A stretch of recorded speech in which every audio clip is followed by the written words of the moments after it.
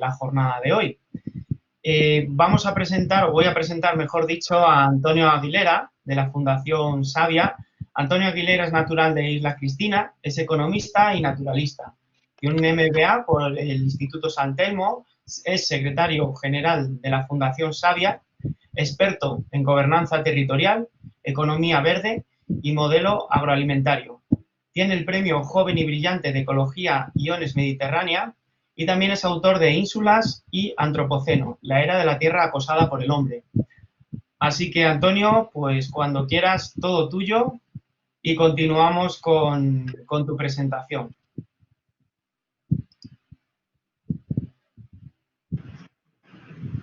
Muy bien, muchísimas gracias, Ramón. Felicidades a Jorge por su intervención. Buenas tardes a todas, a todos. Gracias por pensar que dedicar un ratito a estos temas, por conectaros y, bueno, pues espero que os resulte interesante. Vamos a intentar aprovechar el tiempo. Nosotros en la Fundación Savia nos sentimos parte de la sociedad civil y, por tanto, lo que tratamos es de aportar lo mejor de cada uno de nosotros. Hace unos años, el que hoy es nuestro presidente, Francisco Casero, nos reunió a un grupo de personas con distinta formación, con distinta procedencia, investigadores, empresarios, profesionales, que a todos nos une un nexo, un vínculo común, que es la preocupación por el presente y el futuro, ¿no?, del territorio y su gente. Así que nace la Fundación Savia con el sentido, con el objetivo nos gusta resumirlo con la idea de poner en valor lo rural y dignificar la vida de las mujeres y de los hombres del campo. Así que, bueno, pues imaginaros que para nosotros es una satisfacción estar hoy aquí y compartir con vosotros nuestras experiencias, nuestras propuestas y, desde luego, pues muchísimas gracias a la Universidad Católica de Ávila y al Comité Español de UICN por contar con nosotros para este ratito. Voy a compartir una presentación, a ver si consigo que se visualice a modo de guión. Ya lo tenéis en pantalla, creo, ¿no? Voy a tratar de ser muy conciso y, en principio, sí que en una primera parte, en los primeros minutos, voy a intentar hacer un poco un análisis, tal como también hacía Jorge en el final de su exposición, sobre la situación en la que estamos y que ha desembocado también o ha precipitado mucho los acontecimientos, la crisis sanitaria del coronavirus, y a partir de ahí quiero centrarme, por aprovechar, ya os digo, bien el tiempo y ir a cosas prácticas. Estamos en un ambiente, en un entorno académico, pero nosotros estamos también muy pegados al terreno. Precisamente queremos lograr esa conectividad, ¿no?, entre el conocimiento, entre la innovación, entre el saber y también, pues, la vida diaria de las mujeres y de los hombres del campo, que, como bien decía Jorge, nos preocupa muchísimo porque hacen falta más. Ya estamos viendo cómo tenemos que abordar un proceso de repoblamiento, ¿no? Y para la presentación os invito, os animo a participar de este pequeño juego. No sé si erais aficionados de pequeños, si se lo transmitís a vuestros hijos, estos garabatos, este puzzle incomprensible, que cada dibujito tiene un numerito. Ese numerito se corresponde con el color que tenéis en la casilla de arriba. Y, bueno, pues consiste el juego en ir rellenando con el color correspondiente cada uno de los números, ¿no? Me gusta este símil y quería compartirlo con vosotros, sobre todo con el análisis y las propuestas, porque pensamos que, de alguna manera, la manera de abordar el gran reto que tenemos por delante implica tener en cuenta muchísimas variables. De hecho, pensamos, y es una de las ideas primeras que quería compartir con vosotros, que uno de los déficits, de los problemas que hemos tenido al abordar los problemas de la biodiversidad y del medio rural, es que se han segmentado demasiado, se han compartimentalizado demasiado los expertos, ¿no? Y y estamos viendo cómo tenemos que abordar una realidad compleja pues a través de distintas disciplinas y teniendo en cuenta cuestiones como la sanidad, la educación, la economía, la agricultura, la tecnología, y todo eso, pues ir construyendo ese mosaico para que de manera transversal abordemos, en nuestra opinión, los dos grandes retos a los que nos enfrentamos en el siglo XXI, que son la justicia social y el cambio climático. Y en nuestra opinión, ambos se tienen que abordar y resolver de manera conjunta, porque las grandes migraciones que se están produciendo de personas en la Tierra vienen ocasionadas precisamente por las hambrunas, y eso hace que se convierta en una espiral, en una bola de nieve que se engrandezca cada día más el problema, ¿no?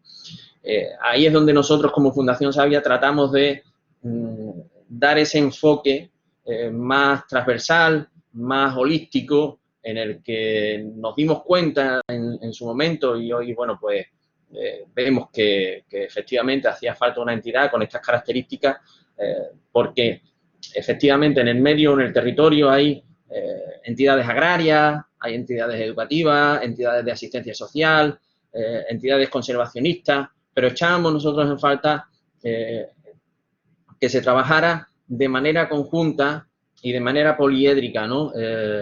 Todos estos problemas. En definitiva, al ir poniendo los distintos colores, que es lo bonito, además estamos en mayo y la primavera está llegando a toda la península ibérica, espero que el confinamiento nos permita disfrutarla en breve, pues ir poniendo ideas, ir poniendo propuestas, ir poniendo trabajo para ir construyendo ese mosaico y que pues ese puzzle se convierta, ¿no? en figuras maravillosas y coloridas, ¿no? Y por ir avanzando, y en el análisis que os decía que me parece importante realizar desde el comienzo, porque tenemos, sobre todo en estos días de estado de alarma, de cambio en las reglas del juego para todos, nosotros estamos convencidos que tenemos que sacar aprendizaje y tenemos que volver a determinadas cosas de antes del coronavirus. Estamos hablando hace apenas de 2 meses, ¿no? De febrero, de enero. Tenemos que recuperar muchas de esas, pero también nosotros estamos en la tesis de que no tenemos que volver a todo lo de atrás. Tenemos que dejar de un lado todas aquellas prácticas, costumbres, hábitos, procedimientos que, bueno, pues que nos estaban llevando por el mal camino, ¿no? Los que estáis preocupados por la conservación, pues ya sabéis que esto es una historia bastante antigua y la Tierra viene avisando desde hace muchísimo, ¿no? Y en ese sentido, el coronavirus, que fijaros que durante bastantes días se ha tratado el tema como una cuestión bélica, ¿no? Como si estuviéramos prácticamente en estado de guerra. Y es que es verdad que, en cierto modo, pues nos está causando, ¿no? Algo que es tan pequeñito, tan invisible, profundas heridas, y hemos visto que, desde luego y ante todo, somos extremadamente frágiles, ¿no? Citaba, y te lo agradezco, Ramón, al principio, el libro que firmo, Antropoceno. Están discutiendo los geólogos, allí estaba Manu, aquí en esta sesión, he tenido oportunidad de hablarlo con él, bueno, pues que sí es verdad que hemos cambiado de áreas geológicas y que el hombre, en la raza humana, hemos pasado de ser una de las cientos de miles de especies que hay en el planeta a convertirnos de repente en los que dirigen, los que timonean, los que pilotan esta gran nave, ¿no? Y de repente la ciencia y la tecnología nos ha dado un poder tal que somos capaces de decidir el futuro de todo el planeta. Ojo, que en ese futuro lo que nos tenemos que dar cuenta es que quizá, y el coronavirus nos lo ha hecho recordar, y yo creo que es uno de los grandes aprendizajes que tenemos que sacar, el coronavirus nos ha recordado nuestra fragilidad, como de repente hay determinadas cosas que no entienden de fronteras, que no entienden de poder adquisitivo, que no entienden de sexo, de religión, de nada. Somos extremadamente frágiles. Y yo creo que ese aprendizaje debemos de grabárnoslo todo a la hora de actuar cada uno en nuestro ámbito, cada uno en nuestra casa, en nuestro puesto de trabajo, y desde luego aquellas personas que tienen mayores responsabilidades en puestos políticos tienen que recordarlo cada día. Y lo más curioso también es que tenemos una guerra con un enemigo que no ha necesitado romper ni un solo cristal para entrar en guerra con nosotros, ¿no? Esa va a ser también una de las suertes para recuperar el sistema económico. No es igual que en otras guerras cuando se destruye, ¿no? Todos los recursos, ¿no? Pero fijaros, no hace falta esa violencia tal como nosotros la tenemos concebida para evidenciarnos nuestra fragilidad. Y aquí, y con esto yo creo que cierro esta idea, este mensaje. Para mí la gran duda que tenemos por delante, lo que nos queda por saber es si de verdad va a haber una unión real contra el enemigo, ¿no? Y no ya solo el virus y la epidemia sanitaria, ¿no? El cambio climático, se decía en la COP25 de Madrid, que tuve la oportunidad de estar, de la mano precisamente de UICN, decíamos cómo el cambio climático exige toda una serie de coordinación y de acuerdos globales hasta ahora nunca vistos, ¿no? Y eso precisamente ha sido un talón de Aquiles en el cumplimiento de todos los protocolos de las cumbres climáticas, ¿no? Pues ojalá que aprendamos y veamos que efectivamente hace falta, ¿no? Esa coordinación. Yo creo que los analistas, los economistas, los filósofos van a estar muchos años explicando todo lo que está pasando en estos días, que lo estamos viviendo desde dentro muy intensamente, pero sí que efectivamente hay todo un proceso de interiorización de muchas cosas, ¿no? que probablemente lleguen para quedarse en nuestra manera de entender el mundo, ¿no? Y es verdad que el virus ataca el sistema inmune y que bueno, ataca sobre todo también el modelo de globalización en el que de repente nos habíamos metido en los últimos años, ¿no? Esa supuesta modernidad del siglo XXI que estamos asumiendo de una manera tan natural, ¿no? Y nos damos cuenta de repente de que en el mundo tenemos procesos de superpoblación, que tenemos turismo masivo. De hecho, bueno, yo estoy ahora mismo en Sevilla, en Andalucía. Uno de los graves problemas es que tenemos una dependencia excesiva de ese turismo internacional de grandes números, de mucho volumen de personas, pero a la vez de baja rentabilidad porque dejan muy poco en el territorio.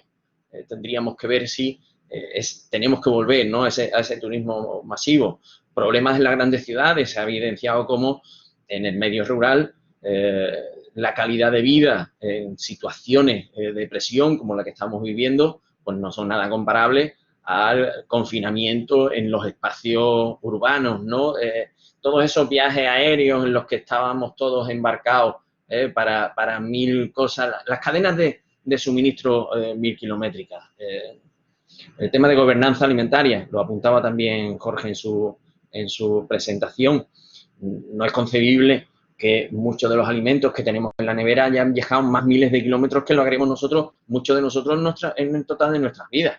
Eso es un sistema absolutamente insostenible, ¿no? Y sobre todo se hace, yo creo que palpable la desigualdad de riqueza y de derechos básicos, ¿no? Como los distintos modelos de democracia, de asistencia pública, de servicios sociales en los distintos países, pues situaciones como esta evidencian esos resquicios, esas grietas, a veces, permitidme la expresión, ciertos socavones, ¿no? Y que evidencia como en un momento en el que hay que tirar de esos servicios públicos, bueno, pues se queda mucha gente en el camino, ¿no? Ahí es donde tenemos que ver si crecimiento, si progreso económico, si aumento de la riqueza es sinónimo de bienestar.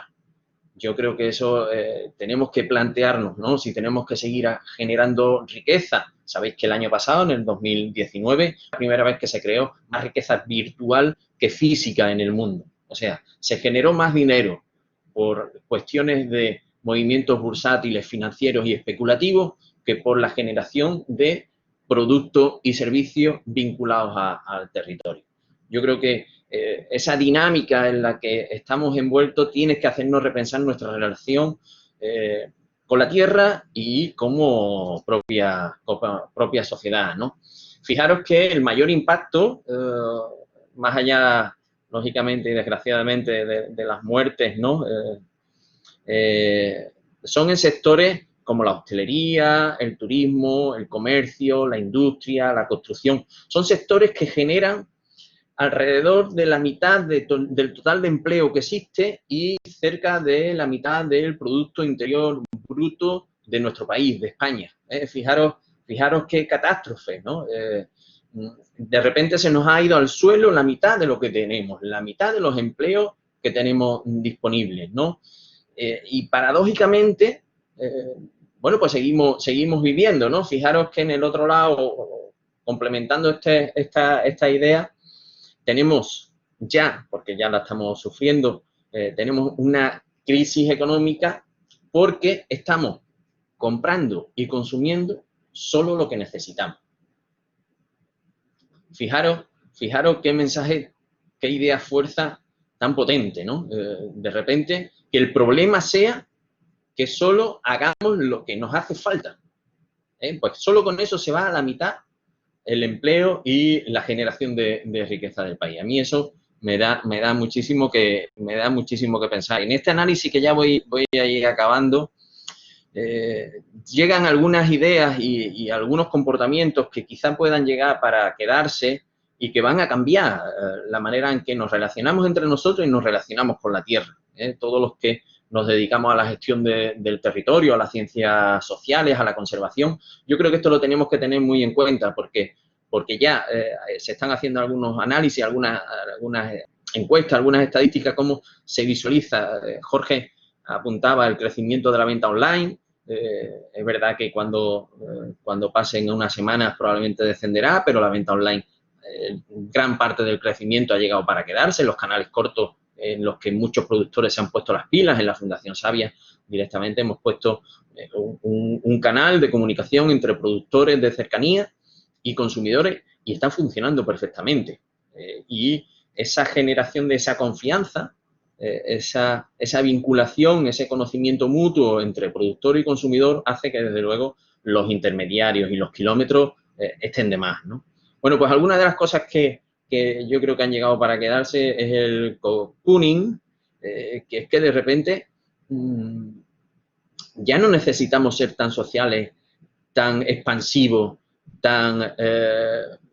una vida tan en el aire libre, ¿no?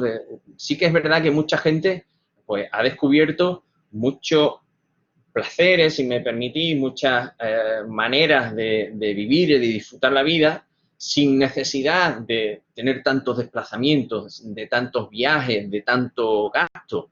De repente, esa vuelta, ¿no?, a el espacio vital pues va a hacer que a partir de ahora mucha gente eso lo mantenga. A lo mejor quizás no de una manera tan estricta, tan exhaustiva, pero sí es cierto que hemos vuelto, bueno, pues a mí que me gusta muchísimo la lectura, la literatura, pues hay datos como de repente, bueno, pues hemos vuelto muchísimo y me alegro, a recuperar la lectura, o el gran hermano le llamo a esa vigilancia continua. Vamos, si ya la crisis de los atentados islamistas ya nos metieron cámaras, ¿no?, y vigilancia, y eso que sabéis, aquellos que viajáis en avión, ¿no?, que no se puede meter ni una botellita de agua, bueno, pues eso va a ir, lógicamente, a más, ¿no? El tema del reequilibrio económico, yo creo que eso también se verá, y es muy complejo, pero el proceso de globalización yo creo que es imparable. Tenemos unas economías absolutamente interconectadas, pero sí es cierto que se volverá a ser más autosuficiente en la medida en que se pueda. Los países, los estados, las regiones van a volver a recuperar muchos de los productos, muchos de los servicios que habían derivados, subcontratados a grandes productores, y ahora de repente pues vamos a ver cómo, y va a ser una oportunidad en muchos sitios, cómo va a reaparecer determinadas industrias, o en el caso de la alimentación, que nosotros trabajamos muchísimo en ese campo, vamos a ver cómo vamos a recuperar producciones más locales, canales de producción y consumo más cercanos. Y va a ser una alegría desde el punto de vista de la conservación y del medio ambiente, pero aquí hay un factor claro que es el de la seguridad, el de la tranquilidad, y muchos estados y muchos países ya, de hecho, están tomando decisiones en este sentido. Lamentablemente, otra de las consecuencias es el tema de la desigualdad y el nacionalismo. Somos egoístas, esa seguridad nos va a hacer ver que mire por mí primero antes que el beneficio colectivo. Yo creo que eso tenemos que ser honestos y es humano y entendible, y eso va a generar también aumento de la desigualdad entre zonas geográficas y probablemente aumento de pensamientos o ideas nacionalistas. Me refiero en el sentido de conducta más de búsqueda de autarquía, más de seguridad, más de beneficio de la comunidad cercana propia.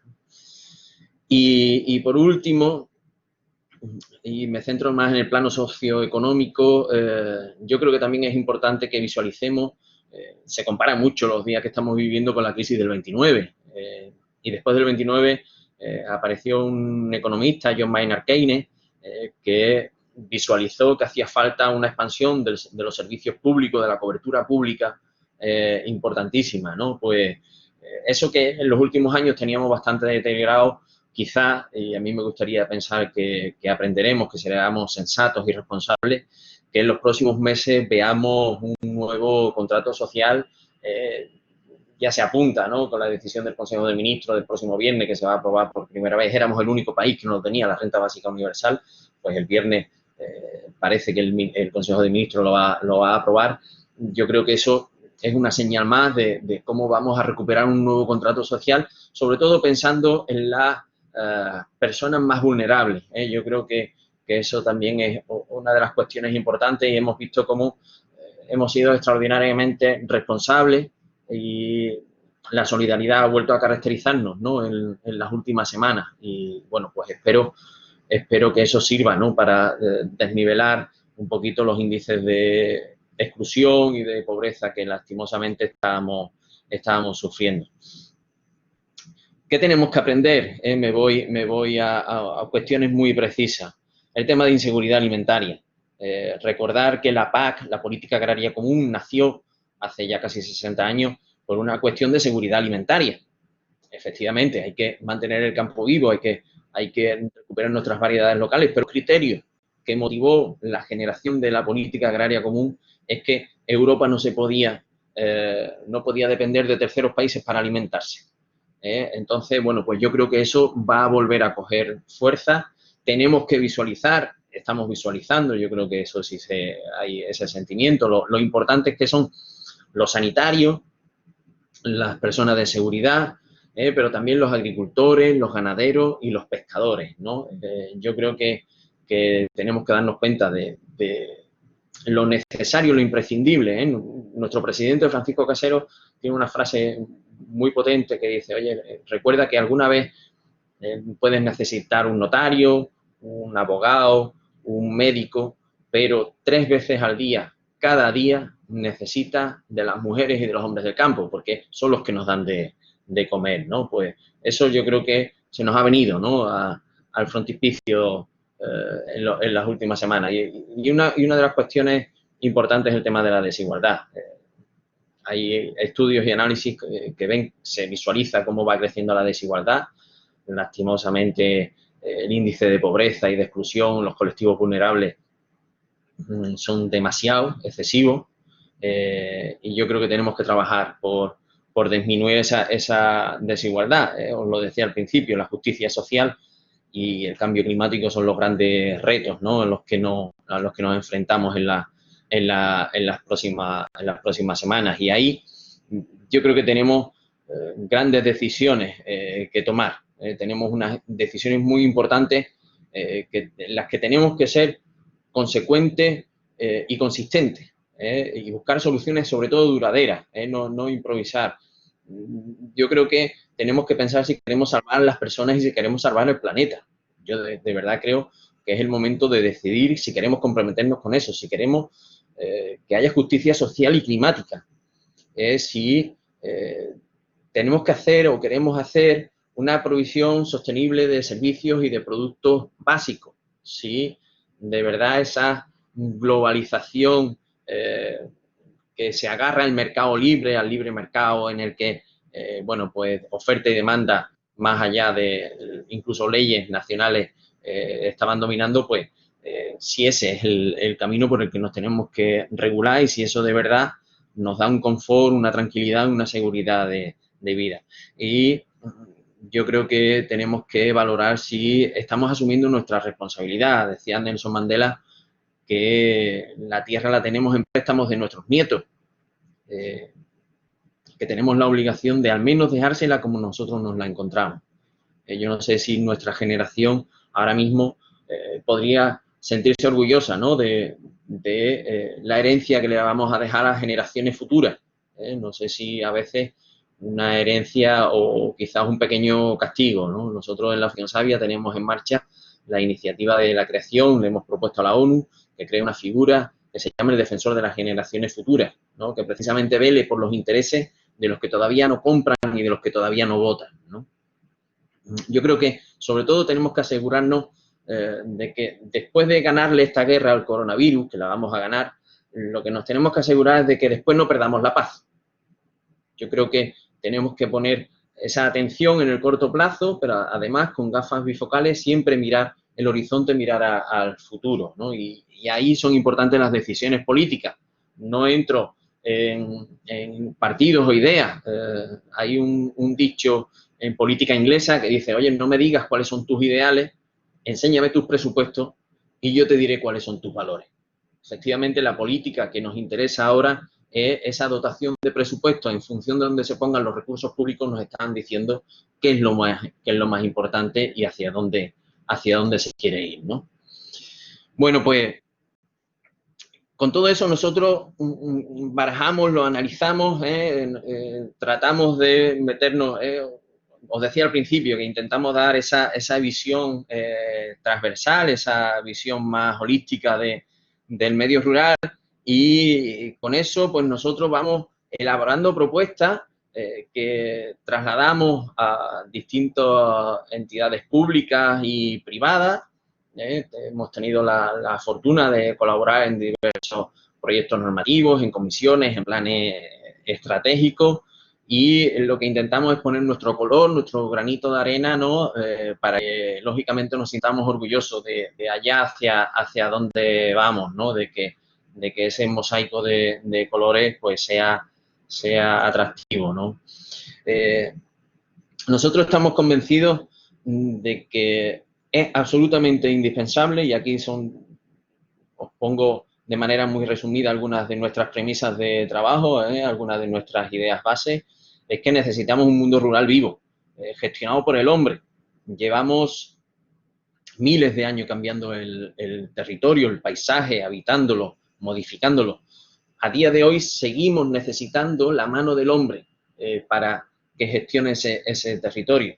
De hecho, recordad los terribles incendios que se dieron en el centro de Portugal en el verano de 2018, y de manera muy honesta el presidente portugués reconoció que uno de los graves problemas era que toda esa zona se había quedado deshabitada y que no había un manejo del territorio. La desertización, la pérdida de biodiversidad, en muchos casos se está debiendo al despoblamiento, a la pérdida de gente en el medio rural. Tenemos enormes joyas naturales, pero tenemos gran parte de nuestro territorio, aproximadamente el 80% de nuestro territorio, que es ese espacio intermedio entre las reservas integrales, los parques naturales y los parques nacionales, y los espacios urbanos, que es el medio rural.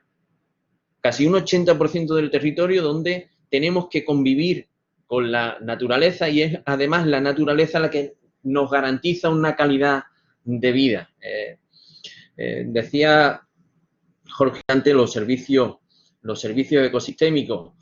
Nosotros estamos apostando porque se desarrolle una normativa de políticas de compensación territorial. Una idea sencilla y compleja a la vez. Fijaros que el medio urbano es un medio específicamente de demanda. En el medio urbano no se produce el alimento, el agua, el aire, la energía que se consume. Todo eso viene del medio rural. Y precisamente Jorge ponía el ejemplo de la presa, ¿no? que le da agua a La Coruña. ¿Podría La Coruña vivir sin la presa que está más arriba, sin la calidad del agua que le da todo el ganado? Porque la presa es el lugar de almacenamiento, pero tiene todo un espacio limítrofe donde el ganado y la agricultura hace una labor esencial en el filtraje del agua, en la retención de agua, en la generación de clima, en la generación de aire limpio. La ganadería, la agricultura, las personas del medio rural generan toda una serie de productos de calidad, pero además toda una serie de bienes públicos que hoy la economía considera externalidades, porque no se valoran, no tienen una cuantificación económica. Quizás sea una cuestión a abordar en un estudio técnico, ¿no? Científico, una tesis doctoral. Nosotros no queremos que se cuantifiquen todas las externalidades, lo que sí queremos es que se les reconozca a las mujeres y a los hombres del campo que esa labor, esa tarea que necesitamos, que ellos sigan estando ahí para que cuenca abajo, porque la mayoría de las ciudades están en la costa, los espacios urbanos, para que aguas abajo se pueda vivir también dignamente, se pueda contar con agua, con aire, con alimentos, con energía, ¿no? De alguna manera tenemos que darnos cuenta que el medio rural es fuente de vida del espacio urbano. Y no es una cuestión dicotómica. Nosotros rechazamos esa dicotomía, ¿no? Que entre o rural o urbano. Creemos, insisto con el tema de desigualdad, que todos los ciudadanos, todas las personas tienen que ser iguales, tienen que tener el mismo acceso a los servicios públicos, a la sanidad, a la educación, a la conectividad. Le estamos insistiendo muchísimo al Ministerio y a las comunidades autónomas para que llegue la conexión adecuada a los espacios urbanos. Hemos pedido que se revise también cuestiones de fiscalidad, de generación de empleo. No es lo mismo tener un proyecto, imaginaros una pequeña quesería y colocarla al borde de una autovía que colocarlo en lo alto de la montaña. Simplemente por ese hecho hay un proyecto que está perdiendo competitividad. Tenemos que tener en cuenta y poner factores correctores para que la gente les resulte atractivo vivir en el medio rural. El despoblamiento no es un problema, es el efecto de otros muchos problemas. Es igual que cuando decimos que el cambio climático no es un problema, no abstrayemos, ¿no?, el problema, no convirtamos la cuestión en un ogro invisible. El cambio climático no es nada, lo que es malo es la contaminación, el uso de los coches, las centrales de ciclo combinado. Tenemos que, lógicamente, identificar cuáles son las causas y incidir sobre ellas. Bueno, pues con esta idea, ¿no?, nosotros trabajamos en el medio rural, ¿no? Y pensamos que para abordar este gran reto tiene que ir justicia y cambio que tienen que abordarse de la misma manera. Lo que os decía antes, que los niveles de cooperación global tienen que ser altísimos. No sé si conocéis la fábula del colibrí.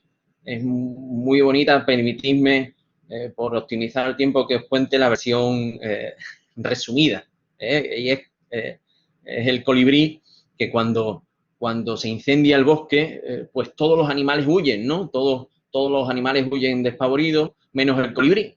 El colibrí coge y va a un lago cercano, coge una gotita de agua, vuelve y la echa en el fuego. Vuelve otra vez al lago, coge otra gotita de agua y vuelve al fuego y la echa.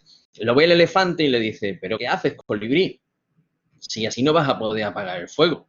Y el colibrí le responde: bueno, yo hago mi parte. el mensaje me parece muy fuerte, ¿no? Y muy potente. Hagamos cada uno nuestra parte. No pensemos que no depende de nosotros y directamente no eludamos la responsabilidad. Cooperemos, ¿no? En ese sentido, cada uno en nuestro ámbito, ¿no? Y después hay otra cuestión también clave, y es que el cambio, la manera de ver las cosas tiene que ser colectivo, pero primero tiene que ser individual. Para pedir el cambio global, primero tenemos que ir uno a uno, poco a poco, y tenemos que buscar conductas ejemplarizantes. En ese sentido, hemos solicitado en los últimos días a distintas administraciones, presidentes autonómicos y presidentes del Estado, que la administración pública dé ejemplo en la compra de productos y servicios.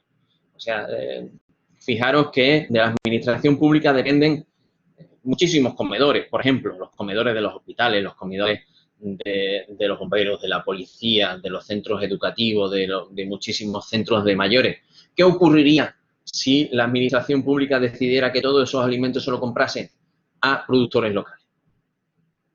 Si en vez de sacar ofertas por precio, decidiese comprarlos productos de cercanía, canales cortos de comercialización, de temporada y si puede ser además ecológico. Sería un revulsivo tremendo para nuestro sector primario y para nuestro sector agroalimentario. ¿Por qué no lo hacen? ¿Por qué no predican con el ejemplo? Yo creo que esa conducta la tenemos que reclamar insistentemente, ¿no? Y después hay otra cuestión también importante que a veces se nos olvida, ¿no? Y que cuando en las noticias y siguiendo, ¿no?, las ruedas de prensa de los últimos días hemos visto cómo se ha apelado tanto a hacerle caso a los que saben, que son los científicos, los investigadores, los técnicos, los especialistas. Yo me pregunto que por qué no le hacemos caso a todos los expertos climáticos que llevan tantos años diciéndonos que nos va a llegar por encima y nos va a pasar, ¿no?, un gran tsunami por encima de todos. Hagámosles caso, ¿no?, a Alberto, ¿no? Y por ir acabando, solo algunas reseñas, os pongo ahí a modo de titular algunas de las cuestiones que nosotros hemos trasladado, en este caso, a la ministra de Transición Ecológica en un informe. Todos nuestros documentos están en nuestra página web. Tenemos una política de transparencia lo más rigurosa posible y todos nuestros documentos, todas las reseñas, informes que os he ido diciendo, los tenéis colgados en el apartado de documentos de fundacionsavia.org. Pues hace unos días le trasladamos a la ministra de Transición Ecológica, a partir del Pacto Verde y de las dos estrategias que se han publicado de la Comisión Europea la semana pasada, pues algunas ideas, algunas propuestas para que todo este momento de repensar muchas cosas nos hagamos fuertes y lo convirtamos en una oportunidad de avanzar de manera decisiva en cuestiones que veíamos que no terminaban, ¿no?, de cuajar. Efectivamente, la semana pasada aprobó el Consejo de Ministros también el inicio del trámite de la Ley de Cambio Climático. Nosotros insistimos que tiene que ser más eficaz, ¿no?, y que tiene que ir a muchas más cosas, ¿no? Por ejemplo, una defensa de la ganadería extensiva. Recordar que la ganadería extensiva es lo único que mantiene vivo casi millones de hectáreas en la península ibérica. Recordar la mesta, recordar que bueno, ha sido el sector más poderoso, ¿no?, durante muchos siglos y que hoy pues nos da productos de calidad y mantiene, bueno, genera biodiversidad, previene incendios forestales, mantiene razas autóctonas, genera toda una serie de beneficios en los que precisamente nosotros estamos muy bien posicionados. La apicultura, el sector apícola lo está pasando muy mal y no termina de defenderse el sector apícola. Sin las abejas no podríamos vivir. Tenemos que defender nuestros sistemas agrarios más singulares, el tema de la campiña, donde ya se está segando el grano cuando todavía las especies de campiña todavía no han terminado ni siquiera a veces ni de poner los huevos. La dehesa, 4 millones de hectáreas de nuestro ecosistema más valioso y singular. La dehesa no existe en otro lugar del mundo. y tenemos la seca amenazando los quercus y no terminamos, ¿no?, de abordarlo de una manera clara. La producción ecológica, la estrategia 2030 aborda que, bueno, pues que tiene que llegarse, ¿no?, al 25% de la producción ecológica. Nosotros, porque eso nosotros nos tenemos que plantear como una cuestión de mínimo. Eliminación de agroquímicos, evitar la pérdida de suelo fértil. Miles de millones de toneladas acaban, ¿no?, en el mar por la pérdida de la erosión de suelo. El agua, nuestro recurso cada vez más escaso, tenemos que gestionarlo por la oferta, no por la demanda. No se puede pensar en mayores hectáreas de regadío, no se puede repartir el agua que no tengamos. Recuperemos nuestros humedales, nuestros ecosistemas más singulares. Acaba de hablar precisamente Jorge de uno maravilloso. Yo también soy de marisma, Jorge. Políticas forestales, evitemos la desertización. Recuperemos nuestros caladeros pesqueros. Nuestra flota pesquera de bajura es una de las más impresionantes y más idólatras del mundo. Hagamos nuestras ciudades habitables. Busquemos canales cortos de comercialización. Apostemos de verdad por ello. Repensemos la movilidad. Busquemos, por ejemplo, los trenes rurales que están perdidos, la red de caminos de cercanía. No solo tenemos que construir autovías y vías rápidas, tenemos que pensar en movilidad de cercanía. Desde luego, el modelo energético. Seguimos comprando el 80% de la energía que se consume en España. Y, sin embargo, no estamos aprovechando la eólica y la solar, en la que somos una potencia mundial. Absolutamente incomprensible. Bueno, estas ideas las tenéis desarrolladas en el informe que tenéis colocado en la página web para aquellos que estén interesados, o me escribís un correo electrónico y encantados, ¿no?, os lo decimos. Y también hemos trasladado ideas para revertir el despoblamiento de nuestro territorio. Nos parece una cuestión fundamental. El despoblamiento, como os decía antes, no es un problema, es el efecto de muchos problemas, ¿no? ¿Por qué?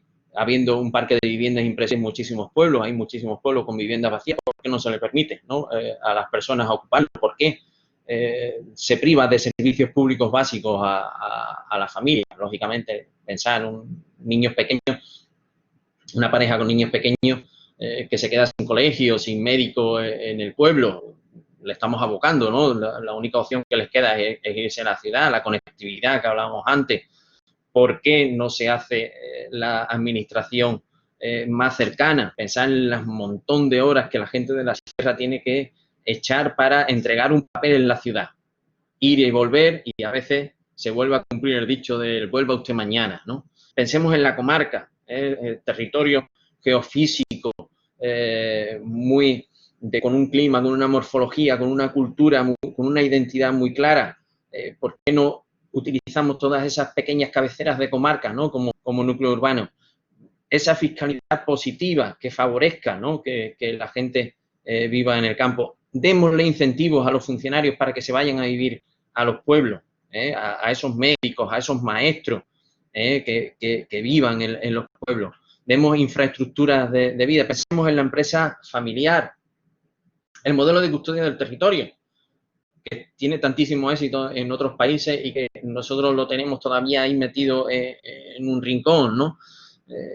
Y para terminar, con esto acabo, digamos, todas estas ideas, todas estas paquetes de propuestas, nosotros las encardinamos, las hilaríamos bajo ese gran epígrafe que os decía antes de políticas de compensación territorial, donde se visualice cómo, sin un medio rural vivo, sano, dinámico, habitado, estaríamos todos abocados al fracaso.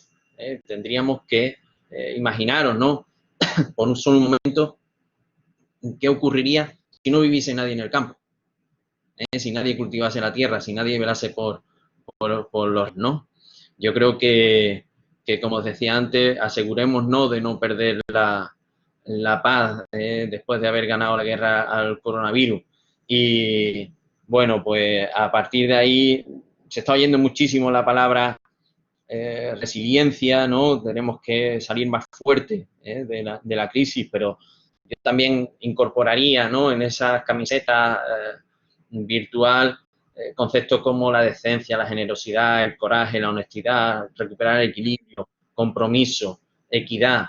Depende de todos nosotros. Acordémonos, ¿no?, de ese colibrí, ¿no?, que oye, yo hago mi parte. Así que, bueno, muchísimas gracias. Creo que la presentación queda a vuestra disposición y yo igualmente, bueno, pues a lo que gustéis. Muchísimas